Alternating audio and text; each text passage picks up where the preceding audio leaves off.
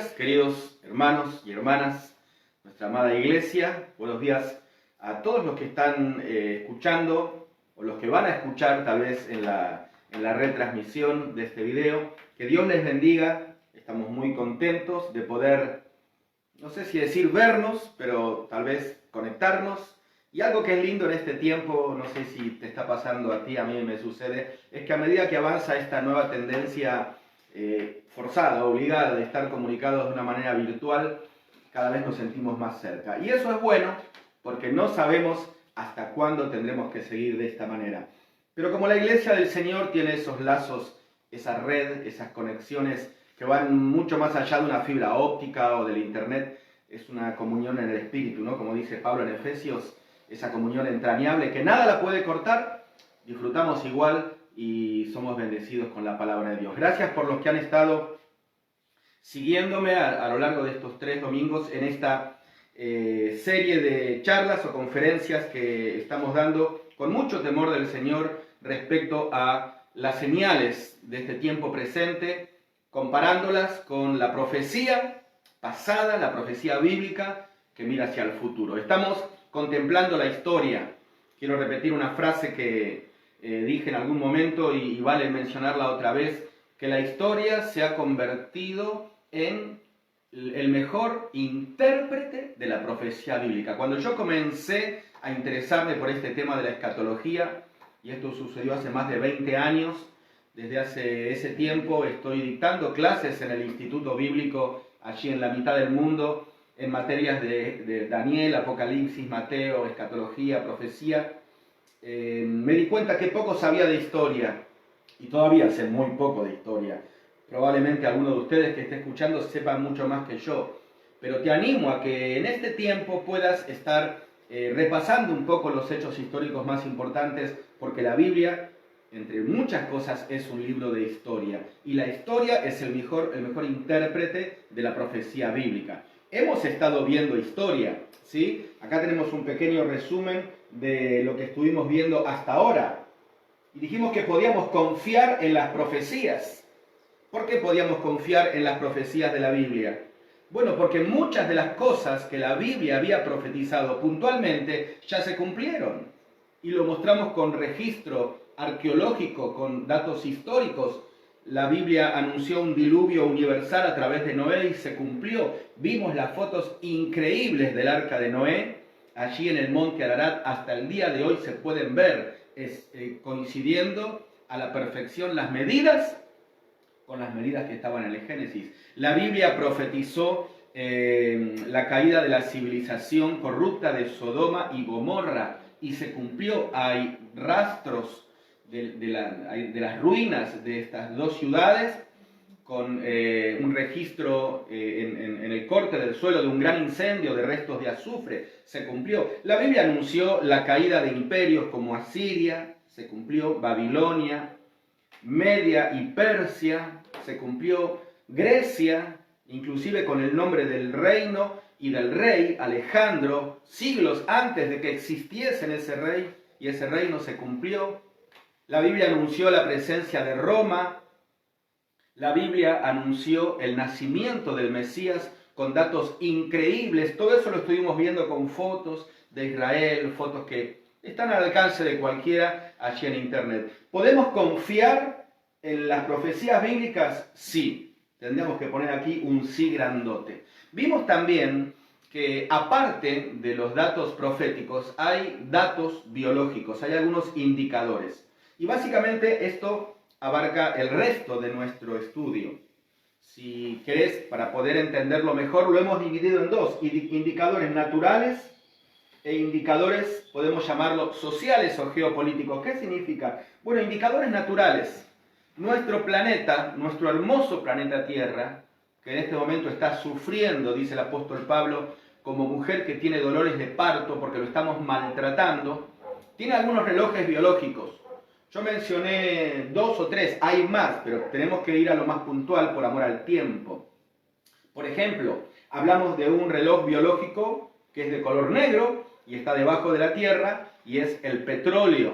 Y mostramos cómo el petróleo en este último siglo de historia, justamente desde que se descubrió cómo combustible, ha dominado, gobernado, regulado la vida de todo el mundo desde que empezó la revolución industrial hace un siglo atrás. Y hemos visto cómo ese petróleo se está agotando, eso marca un tiempo. Paralelamente están surgiendo combustibles alternativos, medidas de conseguir energía más limpia, alternativas. Eso, toda esa interacción marca un tiempo del fin, porque al ser, por ejemplo, el petróleo un recurso no renovable, porque el petróleo ya no se está formando más, fueron los restos de las antiguas civilizaciones prediluvianas sepultadas por el diluvio de Génesis, no se está produciendo más petróleo. Eso marca un fin, que nos lleva también al fin de este sistema que está montado sobre el petróleo. Hablamos también de otro reloj biológico en estos indicadores naturales. El hielo o los cascos polares. Este no es negro, es blanco y no está debajo de la Tierra, sino encima. Sabemos lo que es. Y te mostré con datos precisos de una serie de televisión actual. Todo esto yo lo quiero dar documentado, registrado, para que no veas que son inventos de un fanático. Vimos datos precisos del deterioro de los cascos polares. Y esto a su vez hace que el sol caliente más, porque el casco polar es una pantalla que refleja los rayos luminosos y el calor del sol. Y al reducirse, más se calienta el planeta. Eso hace que las mareas suban, que las especies que dependen del océano, como el krill y otros, sean alteradas en todo su ecosistema. Eso marca también un final. Y alarmantemente vimos que los científicos, no necesariamente cristianos, mayormente ateos, dicen que dentro de 20 años, como mucho, el polo ártico se quedará sin hielo. Aunque tú no lo creas, vuelvo a repetir, búscalo tú mismo allí en internet o en cualquier serie.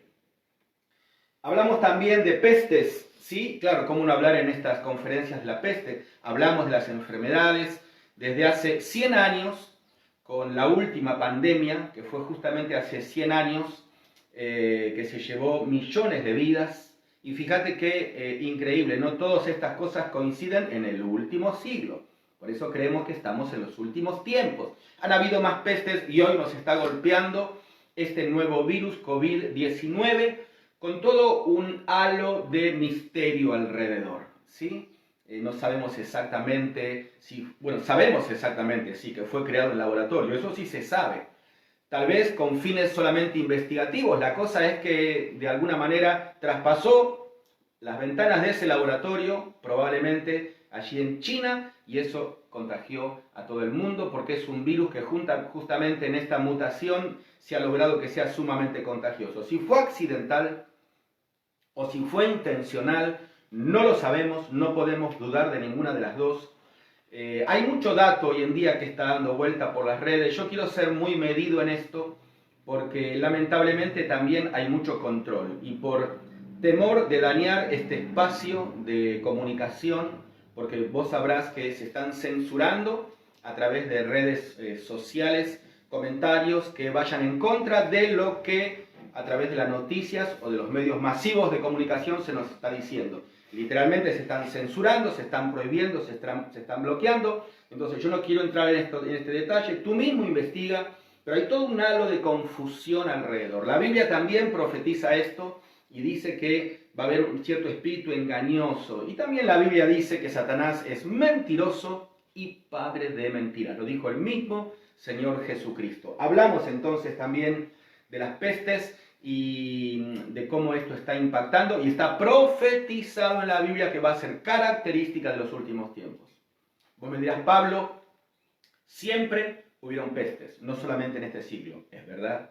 Siempre hubieron terremotos, es verdad. Siempre hubieron guerras, por supuesto. Siempre hubo un planeta que de alguna manera estuvo sufriendo, por supuesto, pero nunca como en este último siglo. Si vos mirás en internet las curvas de estos datos que te estoy mencionando, vas a ver que son con un crecimiento leve, pero cuando llega al 1900 se dispara, como diciendo, se encendió la mecha y en cualquier momento esto va a explotar. Y esto no lo digo solamente yo, lo dicen aún los sociólogos, los científicos, de que estamos en un momento de la historia del ecosistema sumamente crítico. Pero también hay indicadores sociales o geopolíticos, y de eso vamos a empezar a hablar hoy, principalmente de agrupaciones. Por ejemplo, la Biblia menciona el resurgimiento en agrupaciones del antiguo Imperio Romano. Hoy vamos a hablar toda esta conferencia de cómo el antiguo Imperio Romano hoy existe, porque la Biblia dice que en los tiempos del fin el imperio de turno va a ser Roma. Y para muchos esto causa confusión porque dice, pero ¿cómo? Si Roma cesó como imperio 2 siglos después de Cristo y de ahí ya Roma quedó reducido solamente a lo que hoy conocemos, el Vaticano, ¿cómo podemos decir que es un imperio? Vamos a hablar en el transcurso de esta charla de ese tema. También la Biblia habla del increíble resurgimiento de Israel. Todos los estudiosos de la Biblia te van a decir de que el resurgimiento de Israel, que se dio a partir de 1948 exactamente, es el indicador más claro de que la Biblia no se equivoca. Vamos a hablar de eso en la próxima charla, no en esta. Y también la Biblia menciona aún detalles de un imperio ruso, una coalición ruso-islámica, y también la Biblia habla de imperios como China, aun cuando ese imperio ni existía. Pero vamos a ver un poquito, en manera general, estos vanos intentos por gobernar el mundo desde siempre. Y vamos a ver que puse vanos porque estos intentos fallaron. Por ejemplo, ya retrocediendo algunos siglos, no vamos a hablar de historia antigua, sino más bien contemporánea, vemos como las dictaduras radicales que quisieron gobernar el mundo con un puño de hierro fallaron en aquel entonces. Por ejemplo, Napoleón fue uno de los primeros, a nuestra manera moderna, por decir así, de querer gobernar el mundo falló. Los zares rusos que lo intentaron, desde Europa del Este fallaron. El Kaiser I con su primera guerra mundial falló. Hitler con su segunda guerra mundial no logró su objetivo, aunque conquistó bastante, casi lo logra. A él estaba aliado Mussolini. Un poquito más actual vemos algunos intentos de gobierno de grandes partes del mundo que fallaron también, como Saddam Hussein. Y ya mirando más a nivel no dictaduras, sino ideologías que reunían varios países, también fallaron. El comunismo radical, posguerra, vos te acordás que justamente después de la Segunda Guerra Mundial, Occidente construye un muro ideológico, y también Alemania con el muro de Berlín, que fue disuelto, la antigua Unión de las Repúblicas Socialistas Soviéticas también se debilitó, se desarmó, mostrando que ese comunismo radical tampoco resultó. Y ya llegando un poquito más a nuestro tiempo, vemos que hay intentos vanos, el intento de la patria grande, ¿no?, que quiso nuclear varios países de nuestra amada Latinoamérica, y eso hace poquitito, lo vimos hacia finales del año pasado, que hubo un resurgir de varias revueltas, de varias revoluciones internas en los países más importantes de América Latina. Fue solamente una explosión del momento y falló. Hoy en día, ya llegando más casi a nuestro presente, estamos viendo un nuevo movimiento neoliberal, ¿sí?, que comenzó desde hace varias décadas atrás, pero que hoy en día está tomando forma. Y aún este movimiento neoliberal de países que quieren gobernar dándole más importancia a la empresa, a los capitalistas que al Estado, también subsisten hoy en día, pero bajo muchas condiciones. Y los que no aceptan esas condiciones, hoy ante nuestros ojos lo vemos que están siendo debilitados. Dos casos típicos hoy en día es el caso de Brasil y el caso de Estados Unidos, con sus presidentes que están siendo expuestos públicamente en los medios masivos de comunicación, desprestigiados, con una clara campaña por moverlos del poder, por ser potencias neoliberales, pero que no están afiliadas a las condiciones que se impone desde un régimen mayor. Así que esta tendencia siempre ha tenido el mismo deseo de gobernar, pero hasta hoy no han logrado mucho sus objetivos. ¿Cuál es la nueva tendencia de hoy? Bueno, lo dijimos el domingo pasado y lo queremos repetir otra vez. Es la tendencia de un estado profundo. Buscalo en internet porque hay muchos artículos bajo este título, estado profundo. Es esta forma de gobierno clandestina,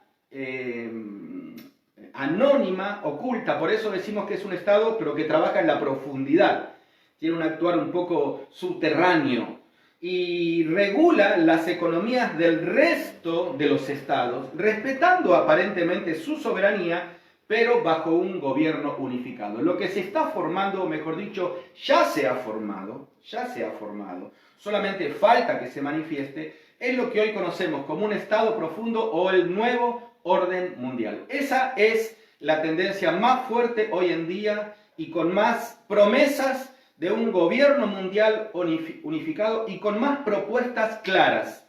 Claro que con intenciones maquiavélicas, satánicas, diabólicas, y es lo que la Biblia profetiza de que va a ser la característica del reinado en los últimos tiempos. Cuando la Biblia profetiza eso, hay un excelente capítulo, no lo vamos hoy a leer todo, en Daniel capítulo 2, y también se repite en Daniel capítulo 7, aquel libro hermoso de profecía. Y allí el rey Nabucodonosor sueña con un imperio donde se representa todas las naciones o imperios o reinos que intentaron gobernar el mundo y que al mismo tiempo subyugaron a Israel. Es lo que la Biblia describe como el tiempo de los gentiles, en palabras del Señor Jesucristo. Estos imperios comienzan con la cabeza de oro, Babilonia, con su rey Nabucodonosor. En el sueño continúa un segundo imperio representado por el pecho y los brazos de plata de esta esfinge, de esta estatua, representando al imperio medo-persa. Luego continúa con el vientre, y los muslos de bronce. Fíjate cómo va bajando en calidad, pero no en firmeza, no en dureza, representando al imperio griego con Alejandro Magno. Y luego ya llegamos al periodo de Roma, representado por el metal del hierro, que comienza con 2 piernas, y luego en la última parte tenemos una mezcla de hierro y barro, y los 10 dedos, que se menciona mucho también lo que significa. Todo esto representa, y el mismo Daniel lo interpreta por revelación divina, la sucesión de imperios que han gobernado el mundo. La mayoría de estos cayeron, pero vamos a ver cómo hoy estamos en esta etapa final, los pies de la imagen, o llegando a los pies de la imagen, con los 10 dedos, en una aleación frágil de hierro y barro, porque el final del sueño de Nabucodonosor en Daniel capítulo 2 es una gran piedra que golpea la estatua y se derrumba, y esa piedra se hace un gran monte que vendría a ser el quinto imperio y se refiere al reino mesiánico que está pronto por ser instalado, de la cual los profetas mayores y menores dedican casi el 80% de sus escritos para hablar acerca de este reino mesiánico o milenio. Por lo tanto, cuando el milenio se instale, deberíamos estar en la última etapa. ¿Cómo vamos a hablar entonces hoy del resurgir del antiguo imperio romano?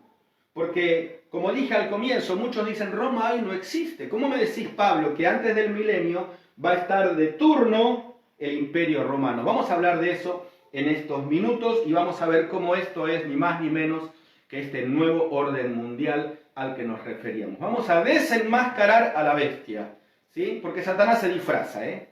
Dijo Jesús que se disfraza como ángel de luz, pero la Biblia le quita la máscara. Algunas etapas de Roma. En primer lugar, el tiempo cuando Jesucristo vino, la Roma imperial, con los césares. Así encontramos el relato de los evangelios y todas las epístolas. Luego tenemos la Roma dividida en 2 piernas. Vamos a hablar en un ratito de eso. Posteriormente, en la etapa, son varias etapas de este imperio romano, tenemos la Roma fracturada por el barro, que es lo que hoy conocemos como Europa. Y ya te voy adelantando esto. Europa hoy ocupa el mismo lugar que el imperio romano ocupaba en tiempos de Cristo. La Europa de hoy es la Roma de ayer. Quédate con esa frase, por favor. La Europa de hoy es la Roma de ayer. Lo siguiente, en el sueño de Nabucodonosor, en Daniel capítulo 2, es que esa sección del imperio está caracterizada por los 10 dedos de la estatua. Y es lo que ya vemos llegando al final del tiempo, antes de la venida de Cristo, un gobierno unificado mundial liderado por 10 personas, no 10 países, un gobierno, una forma de gobierno, liderada o formada por una agrupación de 10 poderosos. Usemos mejor esta palabra. Y la última parte de esos 10, uno va a gobernar y ese va a ser el último dictador o el anticristo. O sea que fíjate que el imperio romano que comenzó hace más de 2000 años, de alguna manera existe hasta el día de hoy. Y eso es lo que quiero que veamos, ¿sí? Los indicios o los datos de esta coalición final ya lo estamos viendo. La unificación del antiguo imperio romano comenzó, fíjate que hay datos precisos, el 25 de abril de 1957 con un tratado que, oh casualidad, se llamó justamente el Tratado de Roma. El 1 de mayo de 2004 se sumaron a esta comunidad europea, la antigua Roma, 25 naciones. Déjame decirte que hoy el número se duplicó. Hoy la Unión Europea suma 400 millones de ciudadanos. Por eso decimos que es potencia. Y hablamos de la Unión Europea, porque ya Europa no está más fracturada. Si tú hoy estás en Europa con tu pasaporte que te habilita como ciudadano de la Comunidad Europea, tú puedes ir de un país a otro y nadie te para en la frontera.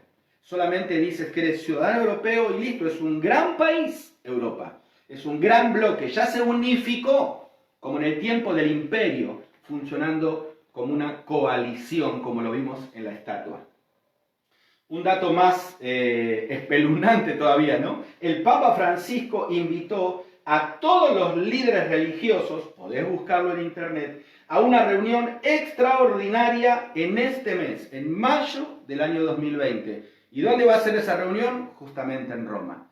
No sabemos cuáles propósitos o cuáles metas tendrán, pero hay mucho para sospechar. Así que fíjate cómo hoy Roma sigue siendo un ente regulador del mundo. Y un poquito hablando del Papa, ¿no? Así rápidamente, yo te dejo para que luego leas ahí en Apocalipsis 17, no tenemos tiempo de leer, un artículo que da una posición muy interesante respecto a que probablemente el actual Papa sea el último. Porque Apocalipsis 17 dice que el apóstol Juan ve una bestia y una mujer cabalgando sobre la bestia. Y luego en Apocalipsis 18 ve a esa bestia. Si vos mirás claramente te vas a dar cuenta que el capítulo 17 está enfocado al aspecto espiritual de la bestia o al aspecto religioso más que espiritual. Y el capítulo 18 enfocado al aspecto económico. Es muy clarito. Vos leés ahí con tus hijos, con amigos de la iglesia, los dos capítulos y te vas a dar cuenta. Ambos se refieren a la bestia con la palabra Babilonia. La palabra Babilonia deriva de la palabra Babel, de la torre de Babel, que significa confusión, porque allí Dios confundió las lenguas. Por lo tanto, Apocalipsis 17 representa al último sistema mundial en su confusión religiosa. Se presenta como una mujer ramera y que es madre de todas las rameras. Y Apocalipsis 18 presenta al último sistema mundial, la bestia, o como queramos llamarlo, este nuevo orden mundial, en su aspecto político, económico. ¿Ok?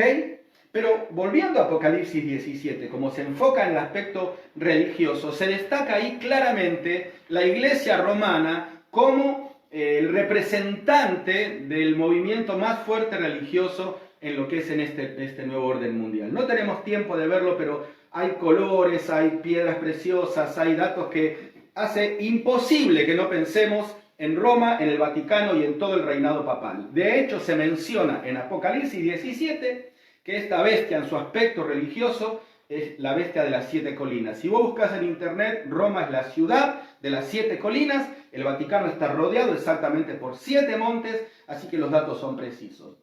Respecto a los papas, ahí Juan ve que existe un momento de la historia, porque Juan es llevado al desierto, donde él está viendo un cambio radical en el reinado papal.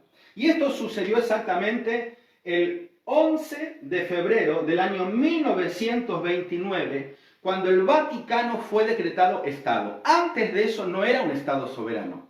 A partir de esta fecha, el Vaticano ya tiene su propio límite como un Estado soberano, su propio ejército, y a partir de ese momento el Papa el líder de la Iglesia Católica Universal, al mismo tiempo se convierte en el rey del Estado del Vaticano, ¿sí? Ya es un Estado dentro de otro Estado, porque es el Vaticano dentro de Italia, si me explico.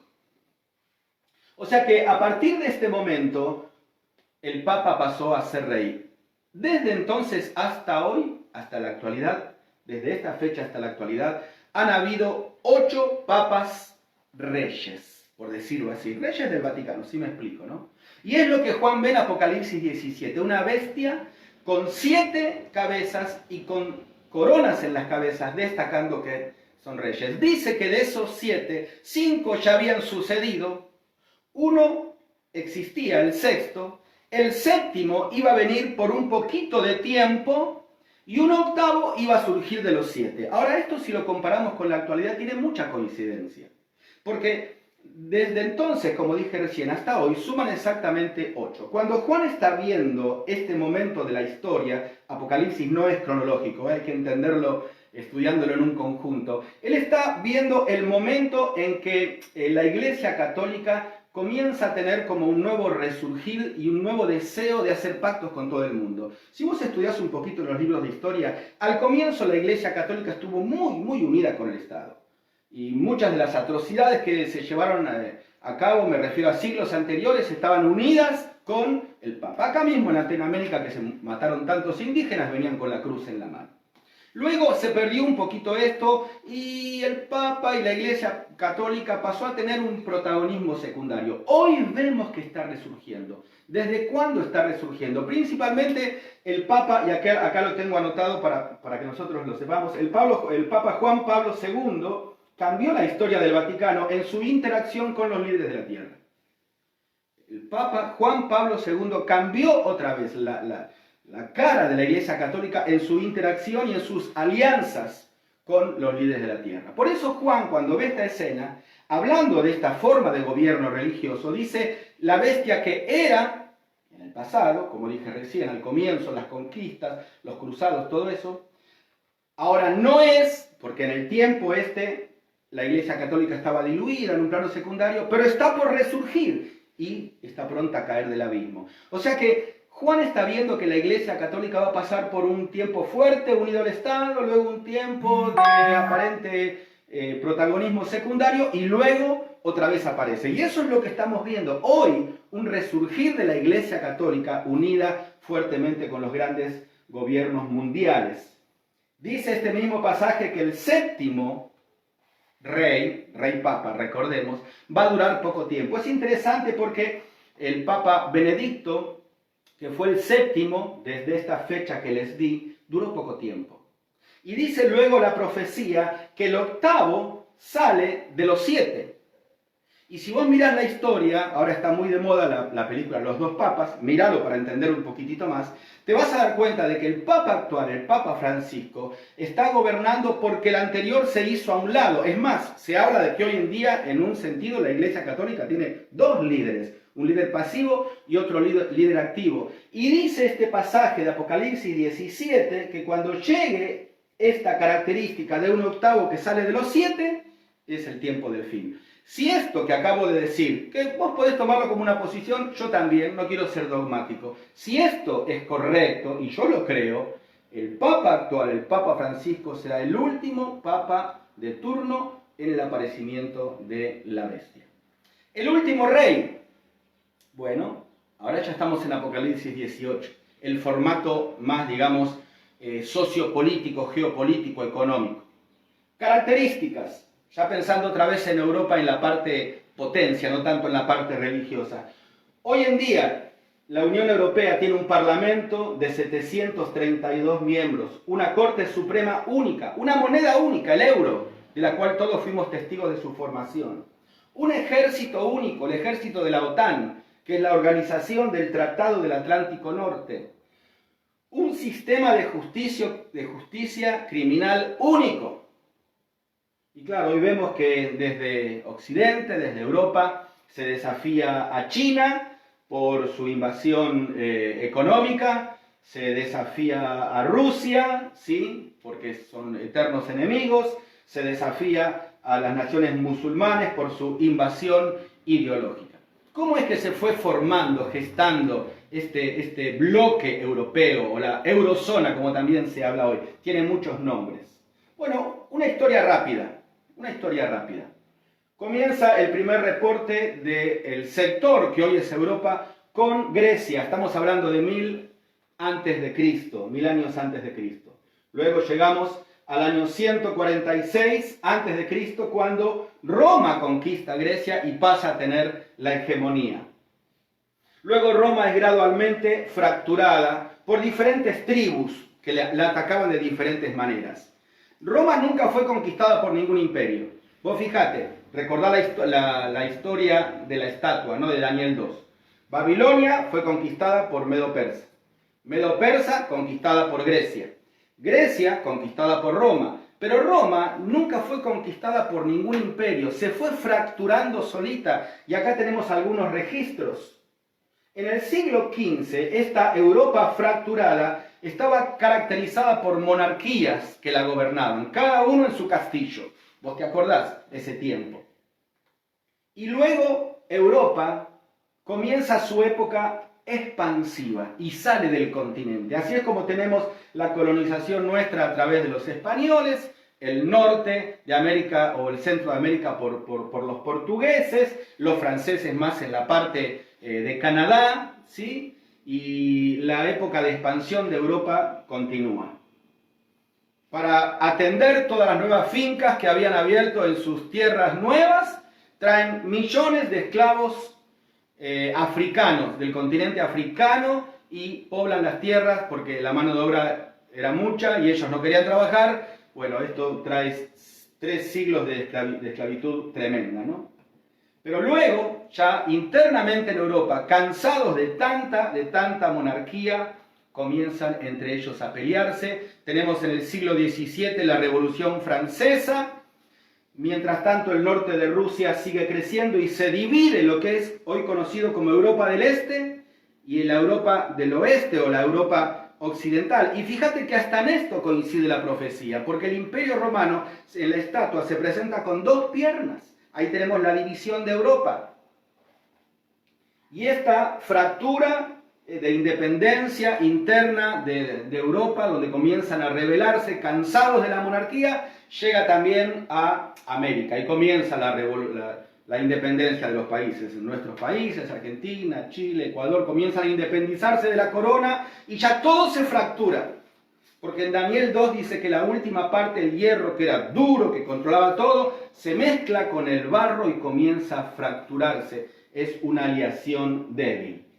Entonces Europa dirige sus conquistas hacia África y conquista muchas colonias africanas. Pero como ya no tienen más dónde conquistar, comienzan a pelearse entre ellos. Viene la Primera Guerra Mundial, viene la Segunda Guerra Mundial, y para evitar una Tercera Guerra Mundial en esta era atómica y nuclear donde nadie vencería, deciden unirse entre ellos y se forma lo que hoy conocemos como la Unión Europea. La característica de este bloque hoy, ¿cuál es? Bueno, crisis económica. Europa está en crisis económica. Las grandes potencias están en crisis económica. Miedo al terrorismo, que viene de parte de movimientos radicales musulmanes. Miedo al comunismo, que viene de Rusia. Miedo a una invasión masiva de inmigrantes que no pueden controlar por más muros que construyan. Esa es la característica hoy de este bloque. Pero sus ansias de conquista continúan y continúan. Muchos dicen, ¿por qué Estados Unidos no aparece en esta escena mundial? Por un motivo muy simple. Siempre el foco de la profecía bíblica se centró, como yo te dije al comienzo, en la estatua de Daniel 2, en el tiempo de los gentiles, las naciones gentiles que estuvieron hostigando a Israel. Todos sabemos que Israel es el aliado, o mejor dicho, al revés, Estados Unidos es el aliado número 1 de Israel en Medio Oriente. ¿Sí? Israel es la niña mimada de Estados Unidos, y esto le ha traído muchos beneficios a Estados Unidos, porque Dios dijo, hablando de Israel, yo maldeciré a los que te maldijeren, y a los que te bendijeren, bendeciré. Y hoy vemos un poquito mirando hacia atrás, porque hoy el panorama cambió, que Estados Unidos ha sido siempre bendecido por Dios por su apadrinamiento sobre Israel. Por eso Estados Unidos no aparece en la escena profética, porque no ha sido una nación que estuvo en contra de Israel. No podemos alinearla en el tiempo de los gentiles. ¿Entienden esto? Ahora, ayer fue la conquista del espacio, ¿no es cierto? Se peleaban entre Rusia y entre Estados Unidos por ver quién llegaba más rápido a la Luna, a los planetas. Bueno, se dieron cuenta que eso era una inversión de dinero terrible. Hoy en día el espacio no es rentable para nadie, más que nada poner algunos satélites dando vuelta. Hoy las ansias de conquista a nivel mundial son de conquistar no la Luna, no un planeta, no el espacio, sino la Tierra. Porque la Tierra es el ámbito de dominio de Satanás. Cuando Satanás pecó en aquella eternidad pasada, fue arrojado a la tierra. Y a partir de ese momento pasó a ser el príncipe de este mundo. Con permiso concedido de parte de Dios. Pero es su zona de influencia. Y a través de todos estos bloques, de todos estos reyes y reinos y potencias, está llegando o llevando su plan de siempre, su plan eterno de querer conquistar algo que le corresponde al Señor. Y que lo va a demostrar de una forma más clara aún en el milenio. Y preguntamos, ¿quién será entonces el que al fin y al cabo se va a quedar con el pedazo más grande del pastel? ¿Será China y su estrategia con el COVID, como algunos piensan? ¿Será una Unión Europea debilitando a nuestras economías, utilizando esta pandemia como un motivo estratégicamente diseñado para paralizar la producción de la mayoría de las potencias mundiales y hacer que entre una recesión económica, una crisis económica como nunca hubo, para lograr que la bolsa de valores descienda y estos grandes poderosos compren muchos bonos, para lograr que los países se endeuden aún más en su deuda externa, que ya es una deuda eterna, mejor dicho, y no alcancen ni siquiera a pagar los intereses de la deuda, y para pagar tengan que vender energía, empresas, territorios enteros a estos gobernantes que se adueñan del mundo. No lo sabemos. ¿Serán los árabes en su alianza ya real, actual con Rusia? Vamos a hablar de eso en las siguientes charlas, porque también eso está profetizado en Ezequiel 38 y 39. La Biblia dice que será una alianza de 10 poderosos. Sin nombre, la profecía no le pone nombre al cuarto reino. A los otros sí, los nombra con nombre y apellido. Los nombra Babilonia, Medo-Persa, Grecia y Roma en su etapa final, pero al final no le pone nombre porque va a ser oculto, va a ser ese estado profundo, no va a ser una potencia. Sacate de la cabeza la idea de que hacia el final de los tiempos va a ser una potencia o un país el que va a gobernar. No, va a ser un grupo de poderosos, principalmente 10 y finalmente 1. La característica de este tiempo que estamos viendo, claro, hoy por hoy, ¿cuál es? Las redes sociales, ¿sí? Cada vez más veloces. La tecnología 5G ya es lo que todos están apuntando y eso nos atrapa, ¿no es cierto? Nos atrapa para sus propósitos. Grandes corporaciones disparan sus beneficios en medio de esta nueva pandemia y diseñan el nuevo orden mundial. Aquí te puse las siglas en inglés, que es lo más conocido, pero significa eso. Y eso hace empobrecer, como dijimos recién, a las naciones, que es el caldo de cultivo para el gobierno. Pobreza trae ignorancia y un pueblo ignorante es fácilmente de conquistar. Y esta conquista tiene matices ocultos, ¿sí? En el aspecto positivo, porque muchos dicen, pero Pablo, esta nueva tendencia que surgió ahora, en estos meses, desde enero, en este año, a raíz de la pandemia, tiene muchos puntos positivos. Bueno, en un aspecto tal vez sí. Bajó la delincuencia, por supuesto que bajó la delincuencia, con todas las restricciones y la prisión domiciliaria que tenemos, ¿sí? El país se ha sanado, el planeta se ha sanado, el clima, el aire, no hay más smog, las aves, los peces en los ríos, sí. ¿Ha descendido el narcotráfico? Por supuesto, si no hay vuelos, no hay aviones, claro que descendió el narcotráfico. Se están proponiendo soluciones globales, que es lo que todos queremos. una economía unificada, con una moneda más fuerte, que regule toda la economía del mundo, porque así nuestras economías con nuestras democracias enfermas no soportan más. Claro que sí, un cómodo mundo virtual, todos ahí en casa, teniendo acceso a las redes, engordando en la cuarentena, parece muy lindo, a muchos les está gustando.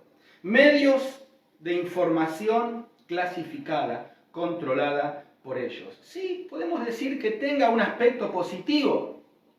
Satanás es astuto, no va a mostrar sus dientes. Él te muestra la parte linda, pero no te muestra la parte que hay detrás. Aspectos negativos, bueno, me asombró terriblemente enterarme esta semana, vos te habrás enterado porque esto surgió tal vez desde antes, de la nueva palabra sexting. ¿Qué significa sexting? Es la forma de tener satisfacción sexual virtual. Claro, como hay muchas parejas que practicaban sexo ocasional y no pueden verse, ahora están encontrando a través de estas páginas. Vos me dirás páginas pornográficas. Bueno, no se las llama así, se las llama sexting. Y están recomendadas. El ministro de Salud en Argentina recomendó esta semana el uso de esta nueva tendencia para la liberación de la presión sexual. A ese punto hemos llegado. Eso es lo que se está recomendando. O sea que al mismo tiempo que las redes sociales prohíben ciertos comentarios donde se denuncian cosas respecto al COVID y al nuevo orden mundial, esos mismos filtros que prohíben una cosa, permiten otra cosa de daños increíblemente fuertes a nivel mental, a nivel moral. Bueno, ese es el mundo que tenemos, esa es la parte negativa, ¿sí? La educación regulada, una educación donde se controla desde un único punto a nivel mundial y se enseña la ideología de género, donde se promueve el sexo libre, donde se habla del matrimonio igualitario, donde se habla en los propios centros de educación de la evolución y no del creacionismo bíblico. Bueno, eso es lo que vamos también. Se impone un techo económico a países endeudados, como lo dije recién, vemos los aspectos negativos. Se controlan las aglomeraciones. Hoy por hoy ya no podés reunirte en cines, en teatros, en estadios de fútbol, en ninguno, y en templos evangélicos. Y tal vez esto continúe, vaya a saber si nos darán permiso para seguir haciéndolo. O sea que fíjate que esta es la realidad. Y puse en último lugar también la reducción de la tasa de la natalidad. ¿Sí? Esto es algo que también ya lo venimos viendo. Hay mucho material de esto en internet acerca de métodos inclusive un tanto clandestinos para controlar la natalidad. Estos son los aspectos positivos, si podemos llamarlo aparentemente, y negativos. Esta es la realidad de este nuevo orden mundial que está de a poquito siendo presente y cumpliendo la profecía. Todo esto nos da miedo. Pero, ¿sabes una cosa? Nuestro Dios, dice aquí, es mucho más fuerte. Mira lo que dice Primera de Juan, capítulo 3, versículo 8. Porque cuando yo estudiaba esto, oraba al Señor y le decía, bueno, Señor, ¿hasta dónde debería llegar mi responsabilidad de denunciar lo que hay detrás de todo esto aparentemente humanitario? No es nuestro deseo denunciar. Porque la Biblia dice en Primera de Juan, capítulo 3, versículo 8, el que practica el pecado es del diablo, porque el diablo peca desde el principio. Dice, y para esto apareció el Hijo de Dios, para deshacer las obras del diablo. El encargado de identificar, denunciar y deshacer las obras del diablo no es la iglesia, es Jesucristo. Y ya en la cruz del Calvario le dio un golpe certero en la cabeza a la serpiente. Esto estaba anunciado desde Génesis en el Edén. Y vendrá el último golpe, la última estocada, dentro de muy poco tiempo.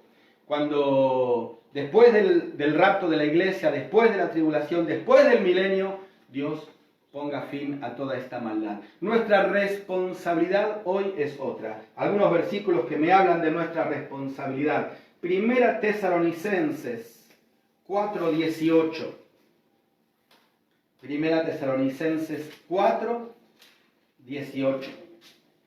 Dice la palabra del Señor, por lo tanto, alentaos los unos a los otros con estas palabras. Primera responsabilidad nuestra como iglesia, alentarnos unos a otros. Muchos estamos en pruebas. Hoy muchos están en la iglesia en prueba económica. Vuelvo a repetir lo que dije el domingo anterior. Si vos me estás escuchando y podés ayudar a alguien, a alguna familia de la iglesia económicamente, hacelo. porque dice la Biblia que tenemos que ayudarnos unos a otros en este tiempo del fin con estas palabras. Alentarnos nosotros como hermanos con mensajes. Usemos bien las redes sociales, no para perder el tiempo, sino para alentarnos unos a otros, a nuestros hijos, preparándolos para lo que se viene. Yo no estoy dando datos ni voy a dar datos. Puede ser que lo que se viene, el arrebatamiento, sea hoy, o puede ser tal vez que sea dentro de, 10 años, porque la profecía no es tan precisa. Aunque hemos visto algunos datos que nos dicen, sí, puede ser en cualquier momento, pero preparar a nuestros hijos para los años que se vienen por delante. La Biblia dice, alentaos unos a otros con estas palabras.